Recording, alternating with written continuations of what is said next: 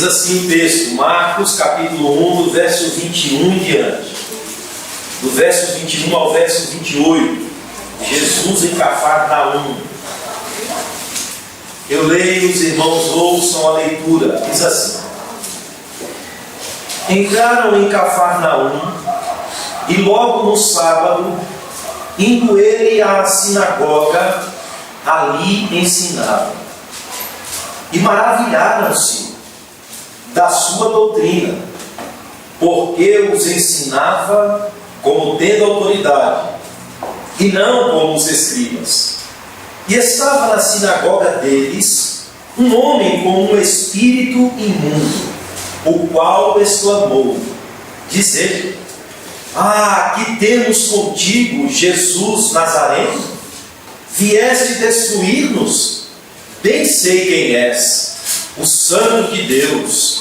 E repreendeu Jesus, dizendo: cala-te e sai dele. Então o espírito imundo, convulsionando-o e clamando com grande voz, saiu dele. E todos se admiraram, a ponto de perguntarem entre si, dizendo: que é isso? Que nova doutrina é esta? Pois com autoridade ordena aos espíritos imundos, e eles lhe obedecem.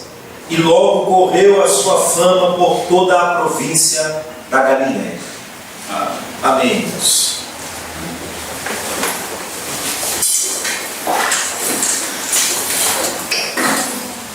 Jesus manifesta a sua autoridade, irmãos.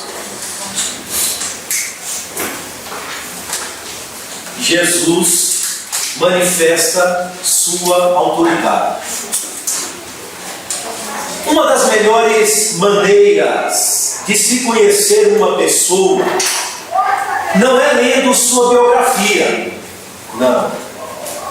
Nem muito menos relatos superficiais acerca dela, também não. A melhor maneira de se conhecer uma pessoa é caminhar com ela. É conviver com ela, é comer com ela, é trilhar caminhos com ela, é observar como ela age em variadas situações. Assim faz Marcos. Ele nos leva a andar com Cristo por um período de 24 horas. Visita a sinagoga, vai à casa de Pedro, depois sai. São 24 horas rápidas, aonde Jesus vai manifestar a sua autoridade. Todos vão ficar assim: quem é este? O que é isso? O que está acontecendo? E vamos ver Jesus em ação. E seus discípulos que largaram as redes, vimos na período passada, ou no texto passado exposto, que eles largaram as redes e seguiram imediatamente a Cristo.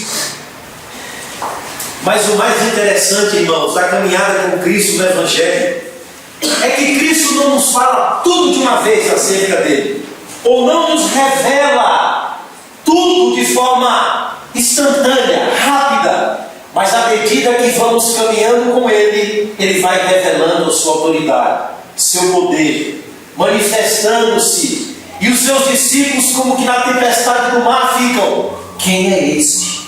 Quem é este? E o Mestre, irmãos, se revela no nosso caminho diário, na nossa vida diária, na nossa caminhada diária com Ele. E uma das melhores formas como conhecemos a Cristo é andar diariamente com Ele. Por isso a implicação: segue-me, segue-me, venham após mim e me sigam.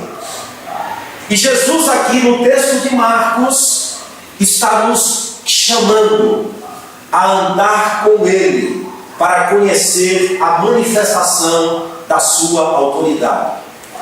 De sua autoridade que primeiro se manifesta em sua doutrina, em seu ensino.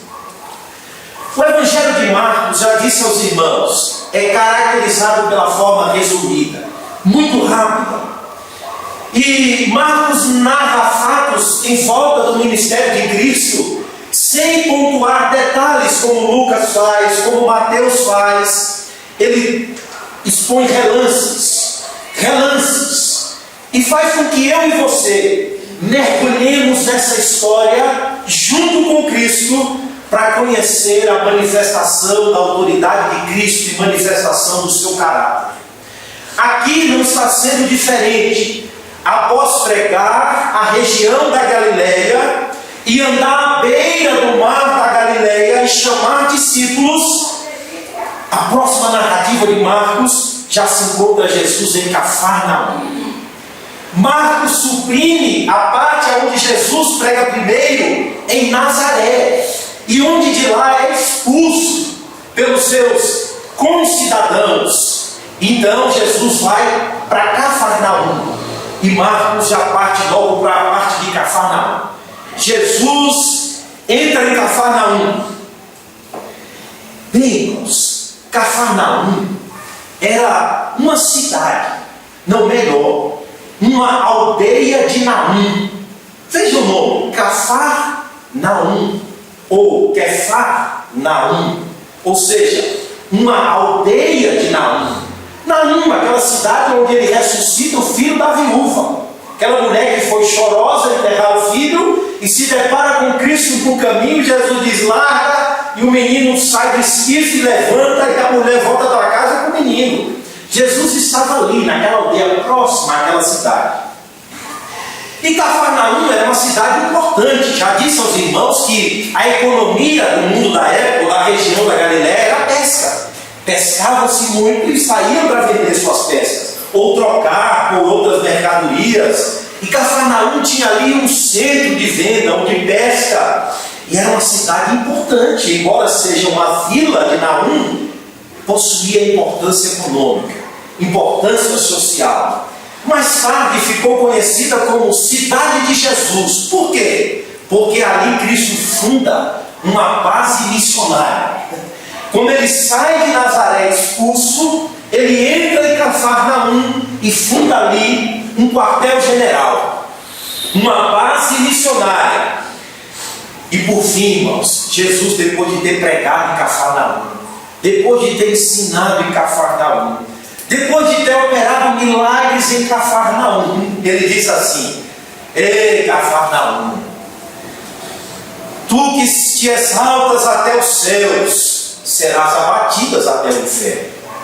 Porque se em Sodoma houvesse operado os milagres que em vós foi operado, Sodoma estava até hoje. Estava até hoje. Jesus, irmãos, estava dizendo que no dia do juízo haveria menos rigor para Sodoma, porque não desfrutou dos privilégios que Cafarnaum desfrutou. E Jesus disse: naquele dia vocês serão mais responsabilizados que Sodoma. A quem muito é dado, muito será cobrado. Aquela região vai ser responsabilizada pela luz que recebeu. E Jesus estava ali. E Marcos descreve aqui que, após chamar os discípulos, ele então entra em Cafarnaum.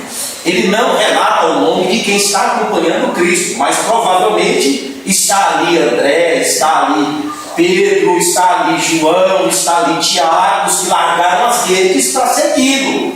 Mas Marcos se cala acerca desse detalhe. Marcos então usa os advérbios. Veja, entraram em Cafarnaum e logo, ou imediatamente, ou seja, Jesus ali não para perder tempo, mas para cumprir sua missão, que é ensinar, que quer pregar, que quer anunciar o reino e inaugurar as manifestações visíveis do reino. E logo ele vai para a sinagoga. Esse fato acontece de manhã cedinho, cedo, muito cedo. Por quê? Porque a liturgia da sinagoga começava cedo, por volta da hora terceira, por volta da hora segunda. Os irmãos, os judeus, já estavam ali na sinagoga, 8 horas da manhã, 8h30, 9 horas, estavam eles ali, prontos para se reunir naquele espaço físico chamado sinagoga ou assembleia. Então Jesus foi para ali, e o trabalho encerrava por volta de 11h30, meio-dia, hora quinta, hora sexta.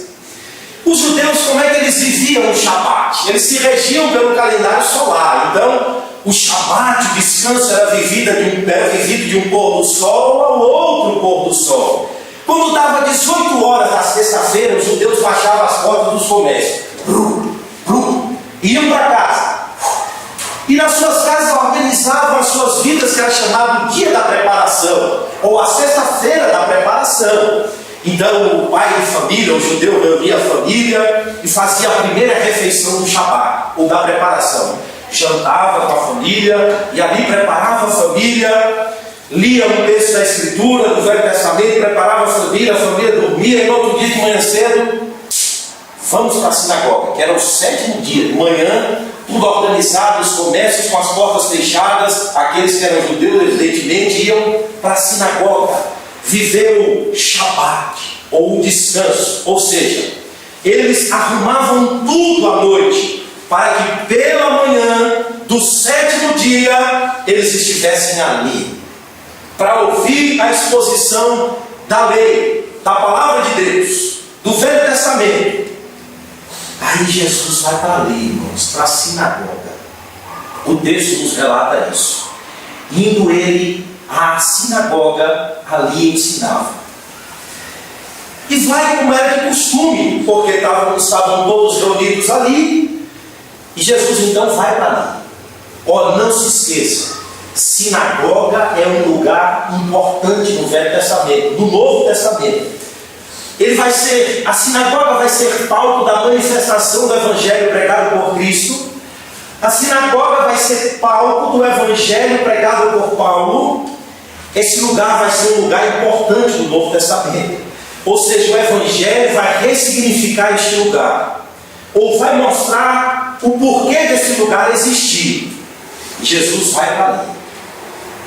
A sinagoga possuía uma liturgia bastante organizada, meticulosa, porque o chefe da sinagoga era responsável por organizar a liturgia, e a liturgia possuía 5 pontos.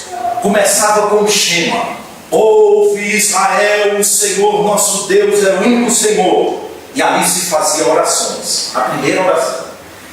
Depois, quem era responsável por conduzir a liturgia pegava a Torá, que são 5 livros do Velho Testamento, Gênesis, Êxodo, Levítico, Número, Deuteronômio, e lia um desses textos, ou uma porção desses textos, e depois fechava esse livro. E fazia-se mais uma oração. Depois lia um texto profético, ou um texto dos profetas, e quem lia o texto, se tivesse alguma ocasião oportuna para exortar o povo, ou para ensinar o povo, assim ele fazia. E depois encerrava com uma bênção, e o povo ia para casa. Terminar o Shabbat. Então, o chefe principal facultava a oportunidade a um visitante, ou alguém conhecido. E Jesus foi ali, irmãos, para fazer uso dessa oportunidade. Veja o texto. Ele foi ali ensinar. Ele não foi ali, irmãos, operar os seus milagres com o propósito de tornar a sinagoga um lugar atraente, porque ele iria ali curar os enfermos, iria ali fazer milagres e atrair as multidões. Não, ele foi ali ensinar. Era esse o seu propósito. E manifestar através do ensino a sua autoridade. O seu propósito, ou para o qual ele veio, ou o propósito para o qual ele se manifestou. Jesus foi ali interpretar corretamente a lei e os profetas e mostrar a todos na sinagoga que aqueles textos estavam apontando para ele. Em certa feita, na sinagoga de Nazaré, não mais em Cafarnaum, diz Lucas, que a oportunidade foi dada a ele para ler o texto profético. Então ele abre o rolo e vê Isaías 61 e diz, e lê: o Espírito do Senhor está sobre mim, porque o Espírito do Senhor me ungiu para anunciar boas novas aos quebrantados. Enviou-me a curar os enfermos de coração, a proclamar libertação aos cativos e pôr em liberdade aos algemados, e apregoar o ano aceitável do Senhor. E todo mundo ficou esperando o que ele iria ensinar ou aplicar acerca daquele texto. E os olhos de todos eram fitos nele, diz Lucas. E ele diz: hoje se cumpriu em mim essa escritura. Ou seja, o Espírito do Senhor ungiu a mim. Isaías estava pregando acerca ou apontando acerca de mim. E eu estou aqui, ou eu vim, manifestei ao mundo para anunciar o ano aceitável do Senhor, para fazer cumprir as promessas de Deus escritas no Velho Testamento. Eu sou a luz da qual a sombra do Velho Testamento estava sendo progressivamente revelada. E eu sou aquele que vim libertar vocês, tirar a algema da vida de vocês. Eu sou aquele que vim abrir os olhos de vocês, que vim trazer liberdade espiritual a vocês para servir a Deus. E todos ficavam assim: quem é esse? Que doutrina é essa? Aqui Marcos diz que ele pregou, mas não descreve o que ele pregou em Cafarnaum. Só descreve a reação do povo. Como o povo ficou maravilhado do seu ensino, da autoridade de Cristo manifestada no ensino. E o propósito de Cristo aqui era fazer, irmãos, uma interpretação correta do Velho Testamento. O propósito de Cristo aqui era mostrar à sinagoga que o propósito da reunião deles era apontar para o verdadeiro princípio do descanso, que é Cristo.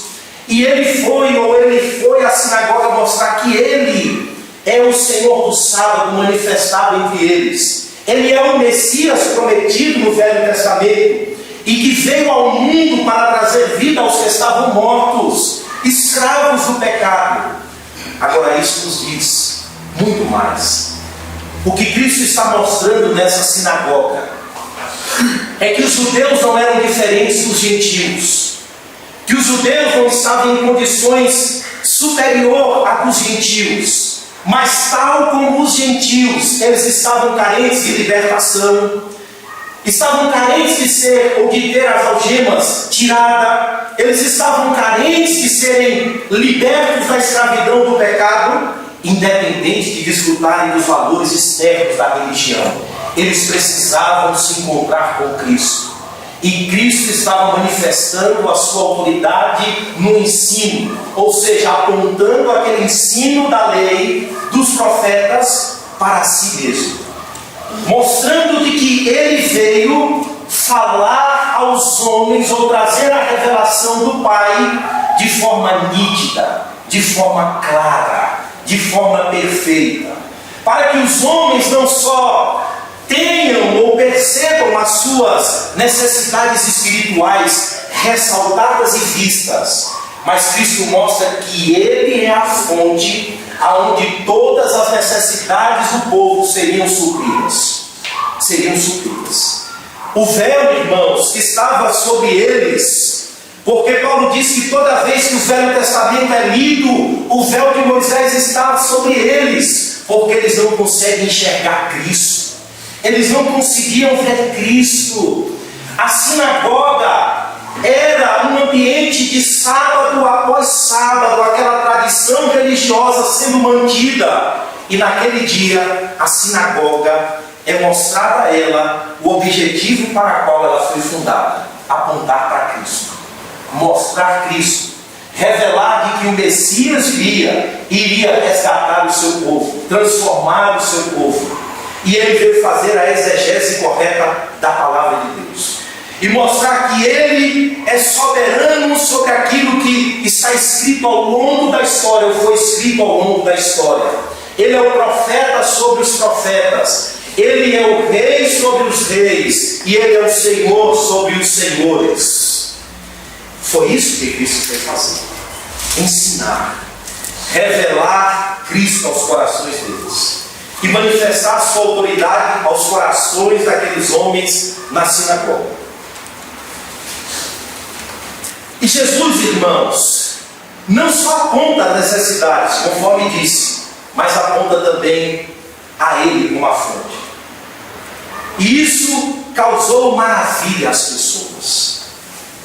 Esses termos que Marcos utiliza nos mostra que aquele ambiente era um ambiente extremamente dominado por aquela cultura religiosa. Ninguém, irmãos, se maravilhava mais pelo estudo da lei.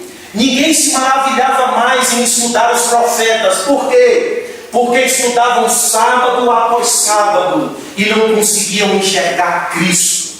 Não conseguiam ver Cristo. Não conseguiam ver esperança para a vida deles. Mas eram ensinados pelos escribas, que só colocavam peso e legalismo, fardos e mais fardos. E Cristo diz: os profetas apontavam para mim. Eu vim para que tenham vida e a tenham em abundância. Quem tem sede, venha a mim e beba. Quem crê em mim, rios e águas vivas fluirão do seu interior. Ele veio mostrar para o objetivo para o qual ele veio. E mostrar que ele é Senhor e que ele tem autoridade sobre aquilo que ele está ensinando. Porque ele é o cumprimento de todas as promessas de Deus. Nele todas as promessas de Deus têm o amém. O amém. E aqui aprendemos muito mais de que só a verdade liberta, irmãos. Só a verdade liberta. Só Cristo transforma a vida de uma pessoa. Só Cristo ressignifica um ambiente religioso. Só Cristo ressignifica os lugares onde os homens, sábado após sábado, se reúnem para participar daquela cultura religiosa sem vida. E Cristo veio para ressignificar tudo. Eu sou o Senhor do sábado. Acabou. Eu sou o Senhor do sábado. E o povo fica como que maravilhado. Lucas diz que o povo percebe palavras de graças que saíram da sua boca e ficam estupefatos. Que doutrina é essa? Que palavra é essa? Ora, a palavra que Deus deu aos pais. O que Jesus estava fazendo nada mais do que interpretar corretamente a palavra de Deus. Isso mostra, irmãos, que aquele ambiente se tornou um ambiente de profissões religiosas. Um ambiente sem vida, um ambiente de formatações religiosas, mas que ninguém conseguia enxergar a vida do Evangelho naquele lugar. E Cristo vem e abre de forma simples o livro da lei e diz: hoje se cumpre em mim essa palavra. Que palavra? De que o Espírito me ungiu para trazer liberdade, para trazer transformações, para abrir os olhos aos cegos, para anunciar o ano aceitável do Senhor, para transformar esse ambiente num ambiente de vida. Amém. Para transformar este lugar num lugar de comunhão com Deus. Amém. Para transformar este lugar num lugar de manifestações da graça. Amém.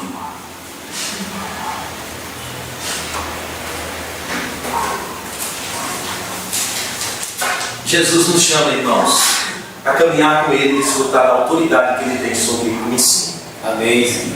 E aplicar sobre as nossas vidas aquilo que a Escritura diz acerca dele. E aplicar nas nossas vidas a vida do Evangelho. A vida do Evangelho. O segundo ponto é que Jesus manifesta também a sua autoridade na forma como ele ensina. Não só naquilo que ele ensina, porque ele ensina a própria palavra de Deus. Ele é a própria palavra de Deus. Mas ele também ensina de forma autoritativa, ou ele ensina de uma forma diferente. Veja o que o texto diz. Verso 22.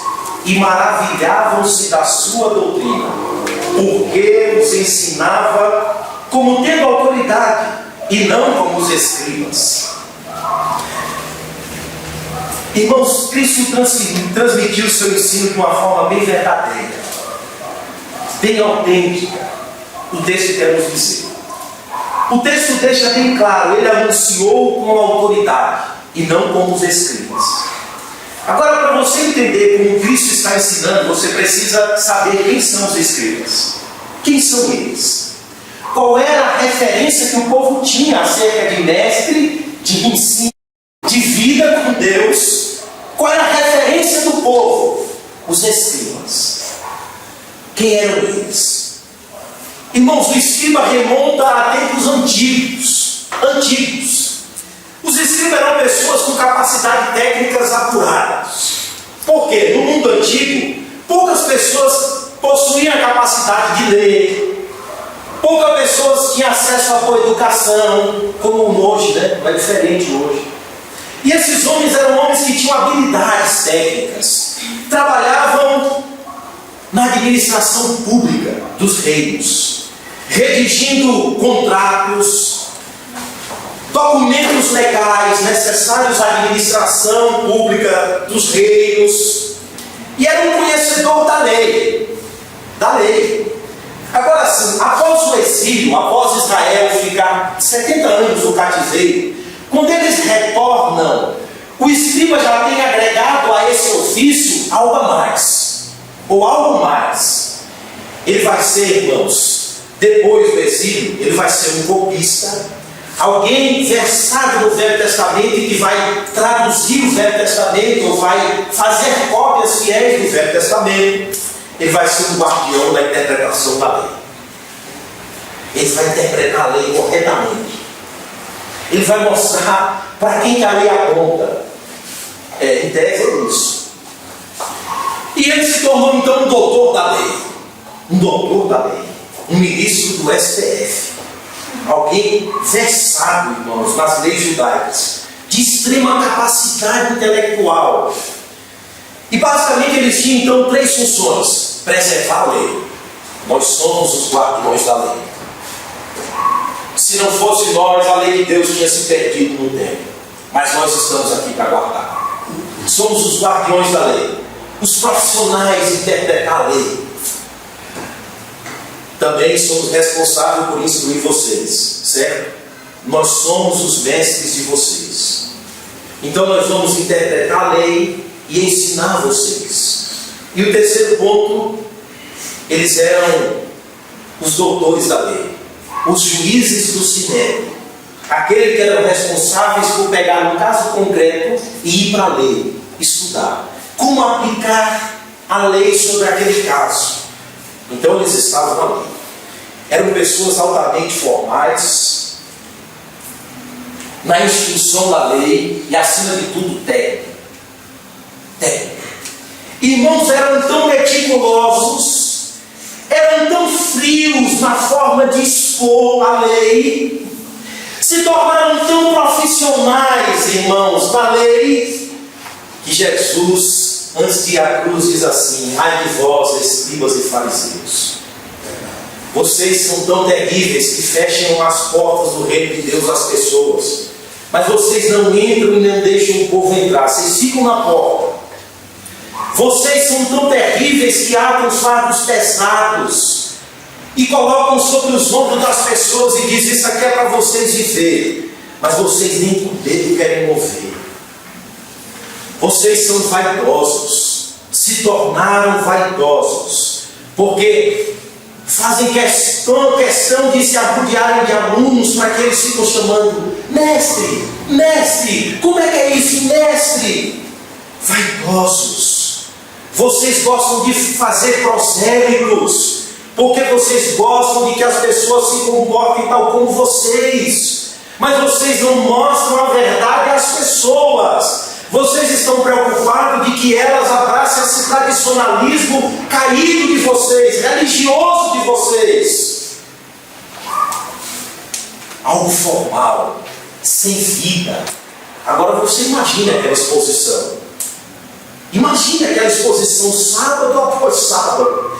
Você imagina ele pegando a lei, transformando a lei, ligando a tradição dos pais, misturando e dizendo: é isso.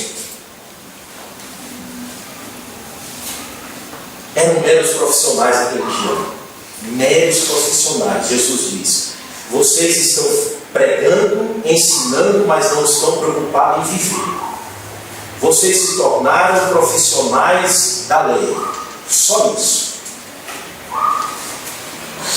Eles viam tudo na lei, tudo.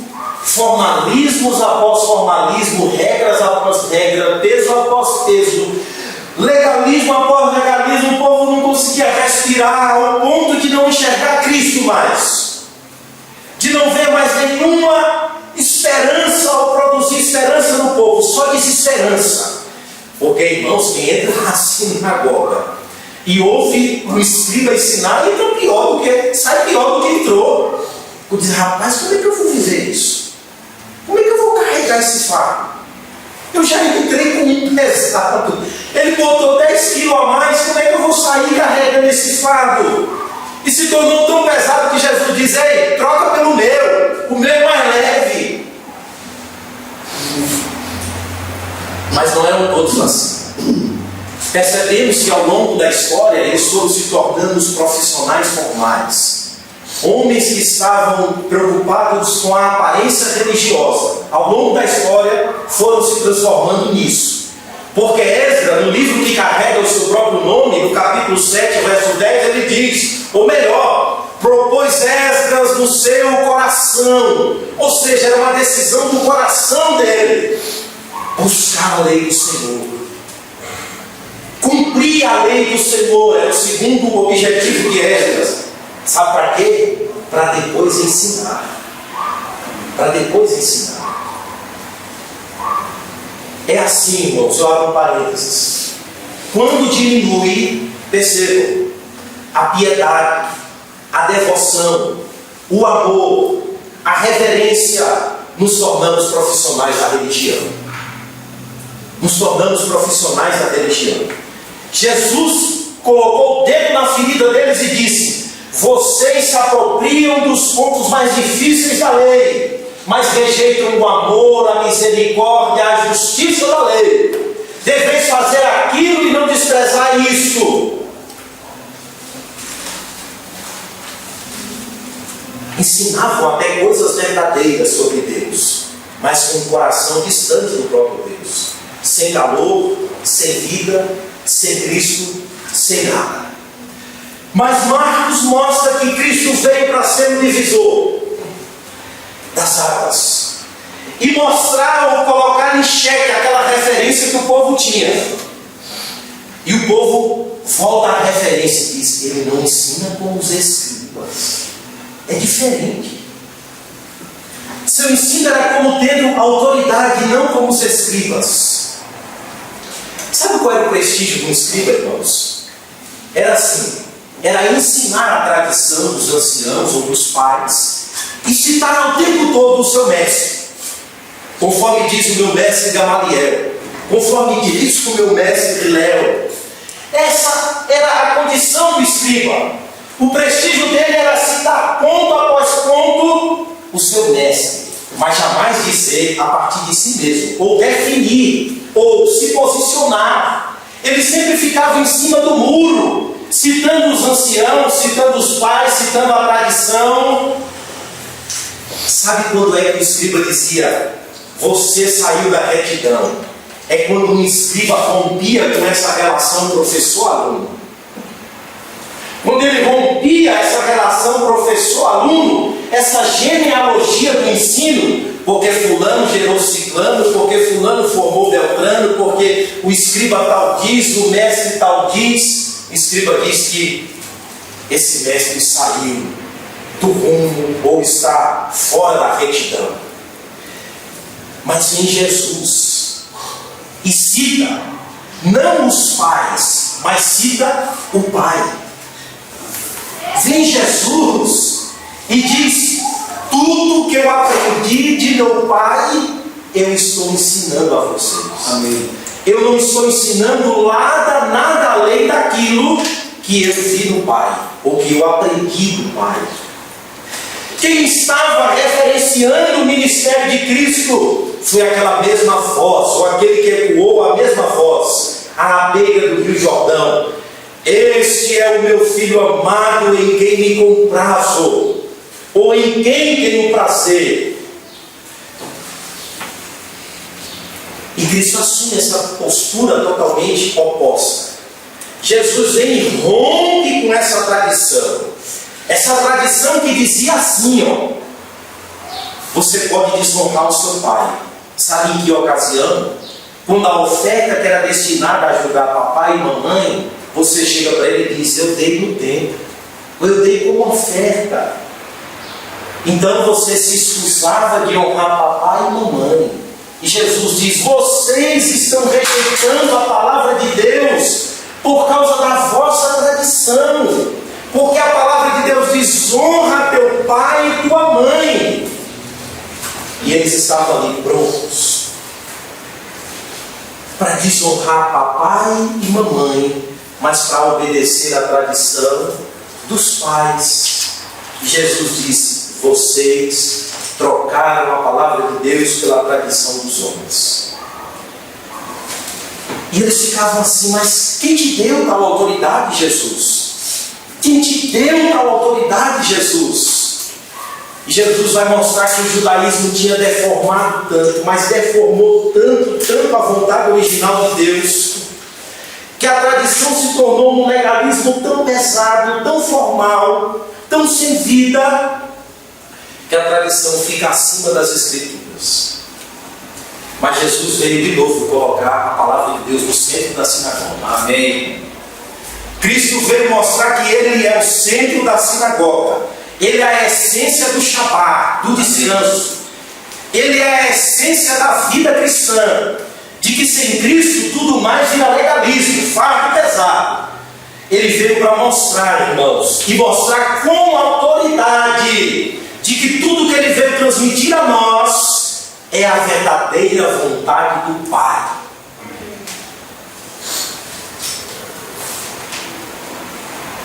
É assim. Vejamos o texto. Vejamos o texto.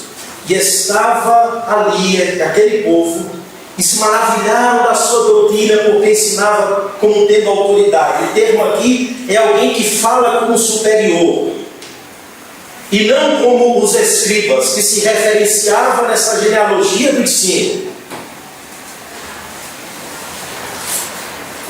E sabe o que Jesus veio fazer, irmãos? É assim. Eles colocavam uma capa sobre tudo, né? Ou um formalismo sobre tudo. Então quem olhasse para um escriba, via nele, ou a referência para com um escriba, era de um homem perfeito, de um homem santo, de um homem de um comportamento ilibado. Quem olhava para a sua vestimenta, quem visse o seu caminhar, aquele homem formal, polido, dizia: o nosso objetivo é ser como ele. Então eles pegavam e formatavam o comportamento do povo para ser igual a eles. O objetivo de vocês é ser igual a nós. Então ficava essa troca de relação, professor-aluno. E essas formatações de comportamentos, o tempo todo. Mas sabe o que o Evangelho veio fazer? O Evangelho, irmãos, é o Evangelho da publicidade, da luz. Da luz. O Evangelho veio para levantar as saias das nossas togas religiosas e mostrar quem somos. Amém. Vocês são sepulcros caiados e precisam do Evangelho, precisam da salvação de Deus, precisam ser transformados. Vocês não são aquilo que aparentam ser, porque o interior de vocês é como rapina.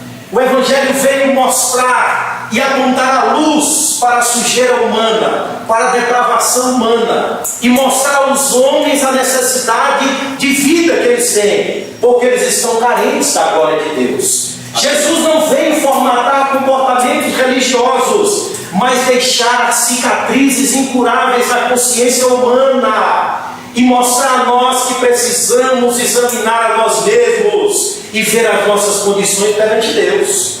Cristo não veio mascarar as nossas necessidades, mas veio colocar à tona, trazer à tona, para ser curada pelo Evangelho.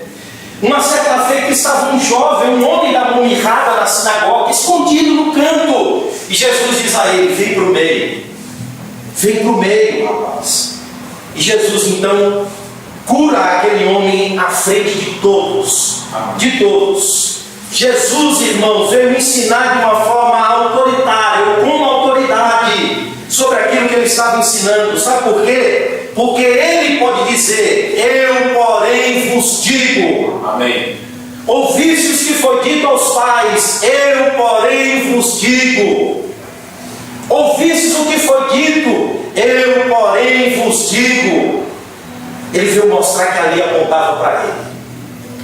E veio mostrar que a lei de Deus não corrige superficialmente os comportamentos humanos, mas Deus é um legislador espiritual que sonda o coração e o interior dos homens, e enxergam as suas motivações também como pecado. Amém. E diz: eu, porém, vos digo, quem olhar para uma mulher com desejo impuro já adulterou com ela. Ele não veio, irmãos, mascarar as nossas necessidades ou tratá-las superficialmente. Ele veio mostrar que ele era diferente dos escribas. Ele não é, nunca foi e nos chama a nunca ser profissionais da religião, a nunca expor a palavra de Deus para curar superficialmente as nossas feridas. Mas ele mostra que a palavra de Deus, como luz, veio trazer clareza às trevas dos nossos corações e nos curar, nos transformar, nos colocar no meio e sair como um homem da mão mirrada, consertada, curada. Nosso ensino precisa revelar Cristo, irmãos. Nosso ensino precisa revelar a vida. Nós precisamos pregar a palavra de Deus e somente ela, porque ela é suficiente para curar os nossos corações. O Evangelho é o poder de Deus para a salvação de todo aquele que dele crê.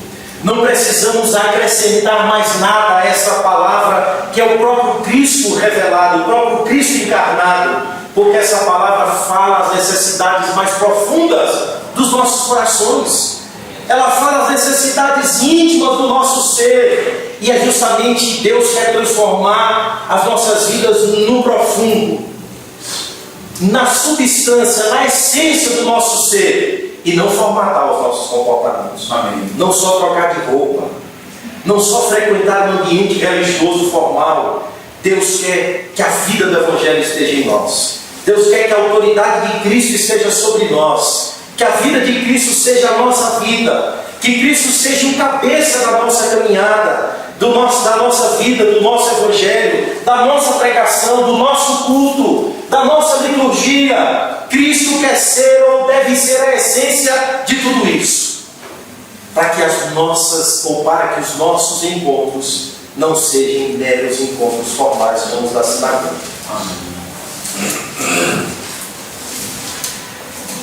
Enquanto o legalismo toma conta, irmãos, nós vemos tudo o que virou a sinagoga.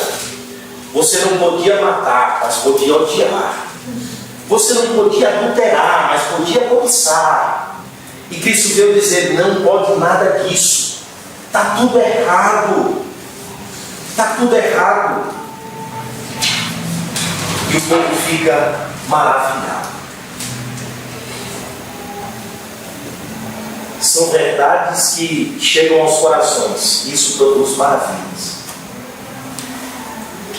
O terceiro ponto é que Cristo manifesta a sua autoridade sobre os demônios. Irmãos, um demônio na sinagoga, um homem endemoniado na sinagoga. Mais uma vez, Jesus aqui está frente à oposição do reino. Tem um homem possesso na sinagoga. Um homem com espírito imundo. Aqui é um hebraísmo. Marcos está usando um hebraísmo para dizer que este homem está possesso de espíritos malignos. E segundo a tradição dos pais, quem assim estava não poderia participar da sinagoga, fica de fora. Era alguém impuro, aquele ambiente religioso. E Marcos vem, e Jesus vem para mostrar que tem um homem demoniado no meio de vocês. E com a presença de Cristo, um frequentador da sinagoga é tomado por esse espírito imundo e grita: bem sei quem és, tu és o Filho de Deus, vieste nos destruir antes do tempo. Pelas frases citadas por ele, fica claro que não é mais o frequentador da sinagoga quem está falando, mas é o espírito imundo que está falando. através do frequentador da sinagoga. Mas o que vemos aqui é totalmente diferente. O quê? Um homem endemoniado na sinagoga. A sinagoga aqui está sendo questionada como um lugar que opera a vida, como um lugar que opera transformações. Esse lugar, irmãos, será palco não só dos milagres e das manifestações visíveis de Jesus, porque todos irão ver aquele homem ali ser liberto. Mas sabe o que o texto está nos mostrando?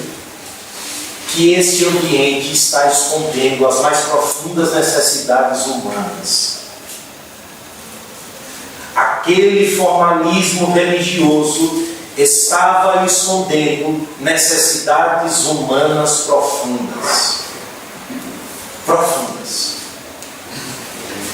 O formalismo estava cobrindo as necessidades e mascarando as necessidades humanas. Mas isso é claro, né? Fica muito claro. Nós veremos isso claramente na narrativa de Marcos. O Evangelho veio para manifestar tudo e não mascarar.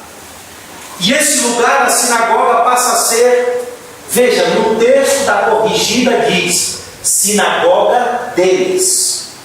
Deles. Estava na sinagoga deles, verso 23. Não diz na atualizada, mas diz na corrigida. Esse lugar, irmãos, passou a ser sinagoga deles.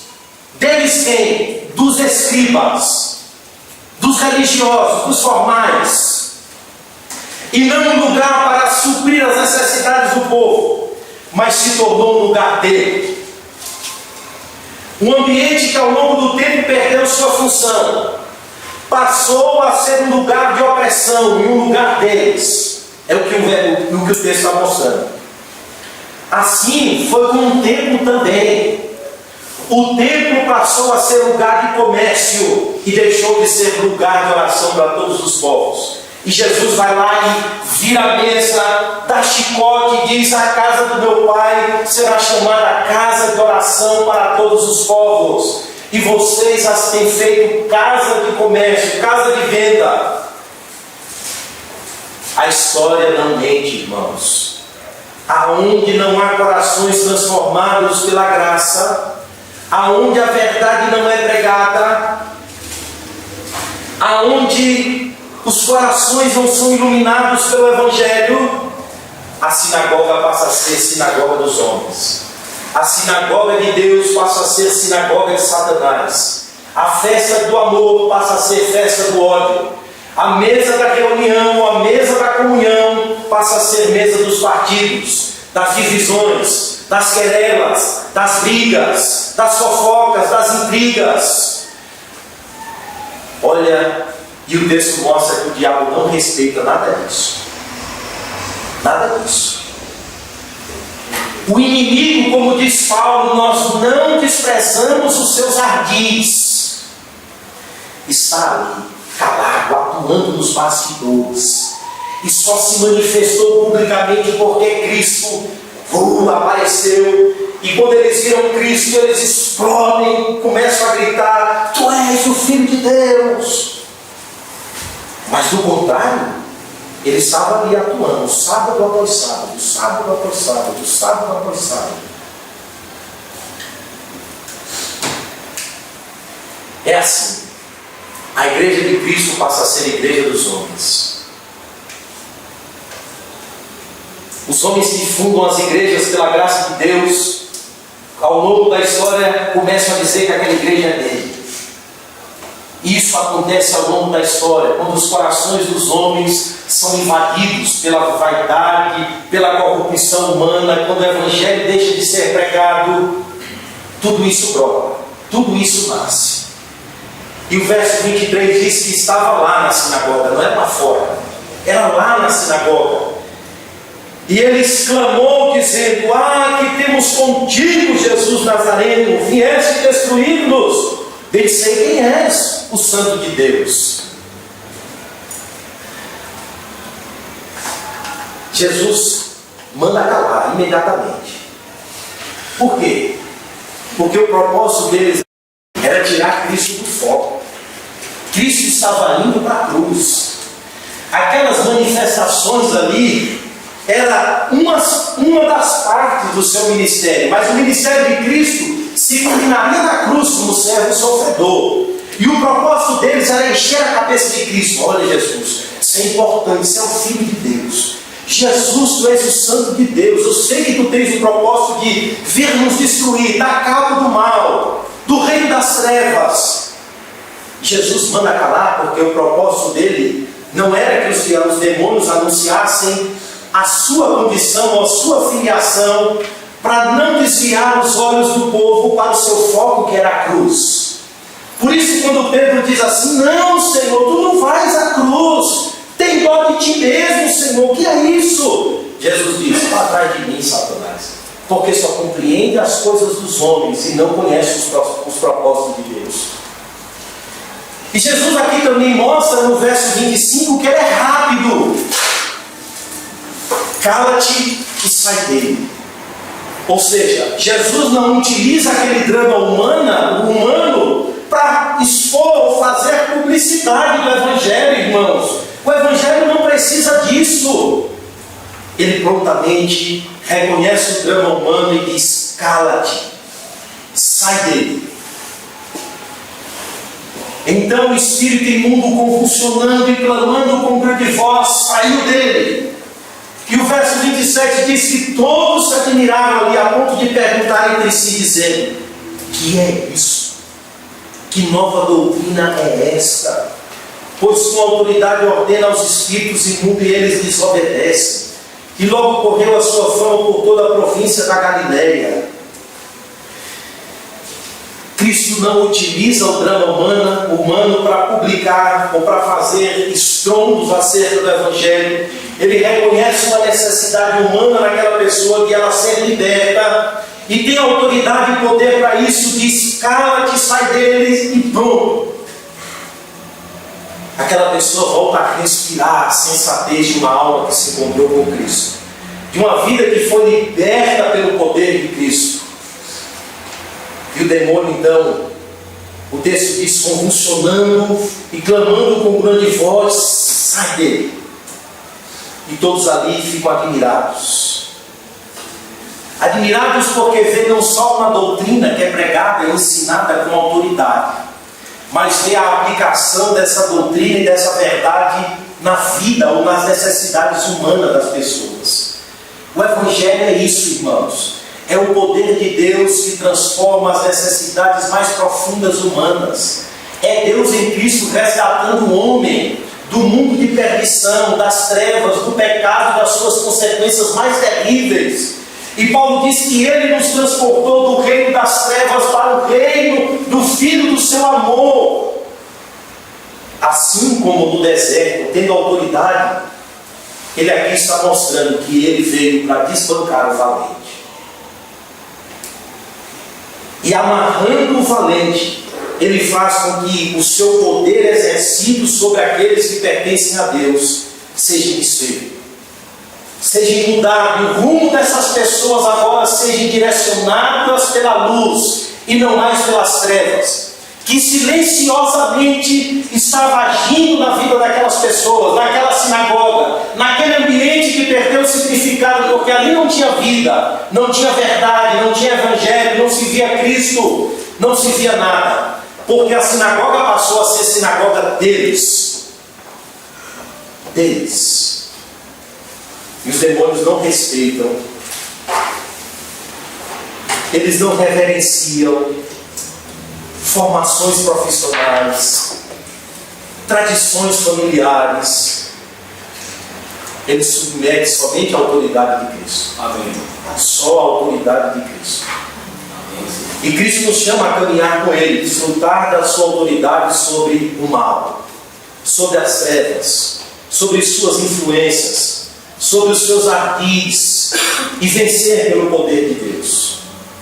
Como diz Lutero: ainda que tudo isso aqui sejam demônios, eu não temerei, porque Deus está comigo, Jesus está comigo. E Lutero vai enfrentar o seu terrível desafio, mas não confiava em si mesmo, seguro e descansado na autoridade de Cristo Jesus. Eu encerro dizendo a mesma coisa. A única forma de se conhecer uma pessoa é caminhar com ela. É andar com ela, é viver com ela, é comer com ela, é estar junto dela, é andar o tempo todo com ela. É como diz Paulo, eu não vivo mais, mas Cristo vive em mim. A vida que tenho agora, vivo pela fé no Filho de Deus que me amou e a si mesmo se entregou por mim. E seguindo a Cristo nós veremos o seu ensino com autoridade transformando as nossas vidas. Sua autoridade e poder distinta das dos escribas agindo sobre a nossa natureza e os requisitos dos pecados em nossas vidas. E nós veremos, acima de tudo, as trevas sendo dissipadas com a luz de Cristo em nossas vidas. Cristo nos chama a caminhar com Ele, irmãos. Cristo nos chama a uma relação estreita e pessoal com Ele. Cristo nos chama a um discipulado com Ele. E Marcos narra um período de 24 horas. Não há hora, não há tempo que diga, esse aqui eu vou viver para mim. A nossa vida, o nosso período deve abarcá-lo, Cristo deve abarcá-lo todo. Quer comamos, quer bebamos, quer façamos qualquer outra coisa, façamos tudo para a glória de Deus. Amém. Que Deus nos ajude. Vamos orar. Senhor nosso Deus, ó Pai, Tu conheces as nossas necessidades, Senhor. Tu conheces as nossas necessidades íntimas, profundas. E Tu conheces, Senhor, aspectos do nosso caráter, Senhor. Amém. Que precisa de uma transformação da parte do Senhor, Pai. Aquele aspecto em nós que o Teu poder precisa agir, Senhor.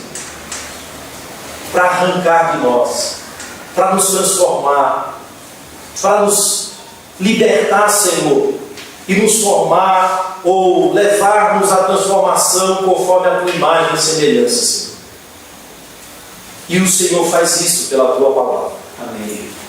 Este ensino poderoso, Senhor, que produz fruto a 30, a 60 e a 100 por um.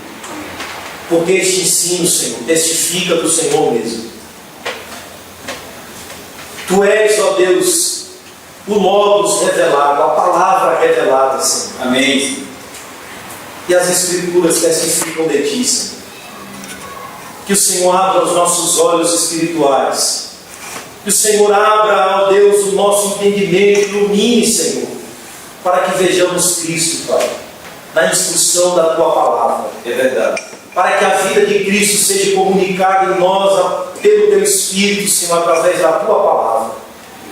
E que a Tua autoridade, Senhor, esteja sobre nós, subjugando a rebeldia dos nossos corações, Senhor. É verdade. Subjugando, Senhor, o formalismo com o qual nós nos apegamos, Senhor. E fazendo com que venha à tona, Senhor, todas as nossas necessidades. Venha à tona, Senhor, tudo aquilo que precisamos abandonar, Senhor. Que venha à tona, ó Deus, tudo aquilo que ainda perdura no nosso íntimo, no nosso ser, Senhor. E que vaza para fora, que vaza, Senhor. Amém. Pedimos a Ti, Senhor, que a Tua autoridade, pela Tua palavra, Senhor, subjugue a rebeldia dos nossos corações, Pai. E acima de tudo, Tu dissipa as trevas, Senhor. Tu nos livre do mal, Senhor. Tu nos livre do poder, Senhor, do maligno, Senhor. Tu nos livre, Senhor, dos seus ardis, das suas setas, das suas artimanhas, Senhor. Tu nos guarde debaixo do Teu poder, Senhor. Amém. É o que nós te pedimos, Pai, em nome de Jesus. Amém. Amém. Amém.